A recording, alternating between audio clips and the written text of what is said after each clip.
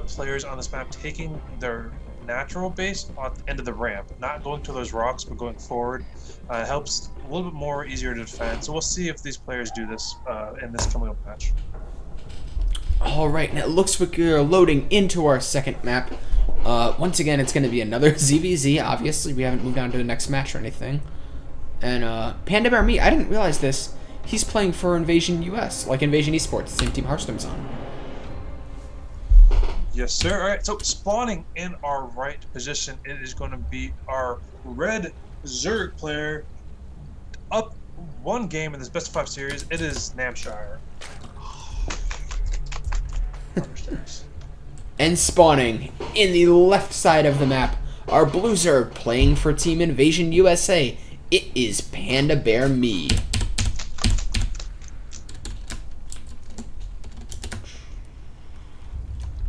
Alright, so it doesn't look like anything immediately too... Oh, never mind, I say that and then realize Namshar maybe 10 pulling again.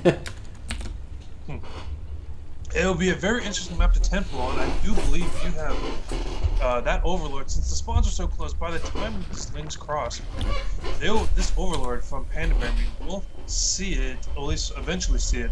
But like you said before, we do see another 10 pull coming from Namshar.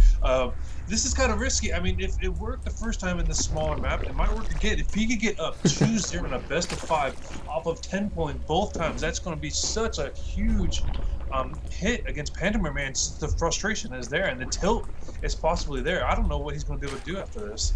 But we do see gas go down as well from Namshar, so I think he's probably going to try to jump into that Baneling nest as well again that we saw in the previous map on Coda.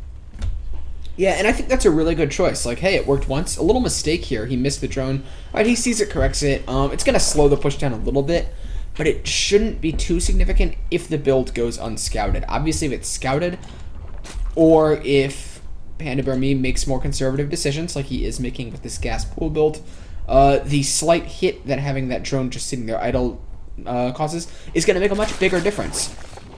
Yep, and so as you can see, if you take the vision of PandaBearMe, his Overlord's going to miss. It went kind of in the wrong direction. When you're playing against ZVZ, you kind of want your Overlord to go on the quickest path, like on the ramps, and so these Zerglings are going to be completely not seen. I think. Well, that second Overlord, yeah, did identify him.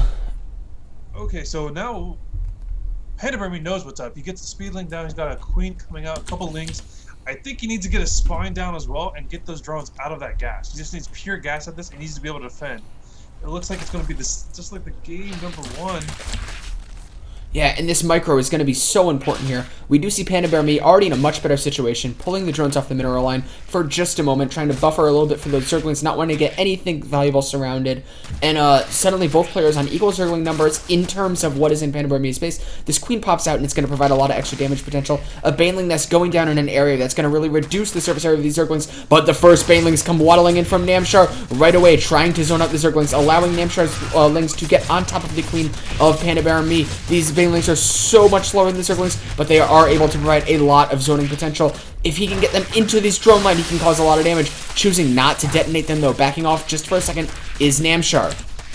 Yeah, the amount of skill it takes to control these Banes and these Zerglings at the same time, not to mention the drones, is just ungodly. These players are such on a high tier level for them. So we do see there's 6 lings to 2 of PandaBearMe plus the drones. So if he can control these 2 lings, I think it's going to be another GG. He's not going to be able to survive off this. PandaBearMe only has 50 minerals left. He's not going to be able to do it. He does warp in, I think, more lings.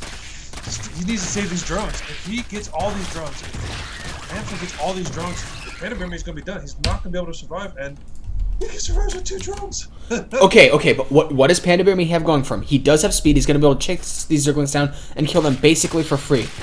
He does have nearly equal Zergling counts. He is going to get very quick into Namshar's side of the map, and he's going to have a lot of micro potential. This is a long hill for PandaBearMe to climb, but it is a much better situation than when he was in the last time. Speed is quite far off for Namshar. PandaBearMe is going to need to dart in with these links, dart out with these links, and make a lot happen with very little right here. But as the queen pops, I think the chances of that are really starting to dim for our American Zerg player. And so what what Namshar, I believe, what Namshar needs to do is, or at least try to do, he needs to try, obviously keep defending, but if he sent like 4 lings across the map to start harassing, he could take out PandaBearMe yet again. I think that's what's going to happen. Once the speed finishes for Namshar, it'll be an even matchup, and I don't think PandaBearMe going to be covered. He only got 5 drones. He's basically starting out from the start of the map again. Right when you start spawn on one of these maps, that's how much drones he has left. And it's going to be a slow recovery. Speed's about to finish. 10 seconds before PandaBearMe from Namshar. And I think it's going to be game over. Yeah, PandaBearMe darting by this, trying to get something done in this mineral line with this counterattack, but lings pop out, get on top of our blue player's Zerglings, and suddenly PandaBearMe has almost nothing to defend at home. GG is called, and Namshar takes the second map. It's looking to be a very quick series. Yeah, like, it was just, PandaBearMe was in such a great position to defend it. Unfortunately, just the micro skill from Namshar was just ungodly. These guys are set on a high tier player. As you can see, these guys' APM average 250 APM in just less than 8 minutes. That is just super crazy. Those bane hits were right on point. Namshar had a lot of patience holding those bane hits on top of those lings and those drones. PandaBearMe just could not recover enough in time, and so unfortunately for PandaBearMe, he's down 2-0 in a best of 5. He needs to pull some kind of build to get back into this game, to get the momentum on his side, but it's looking heavily in Namshar's favor. As we get going into game number 3,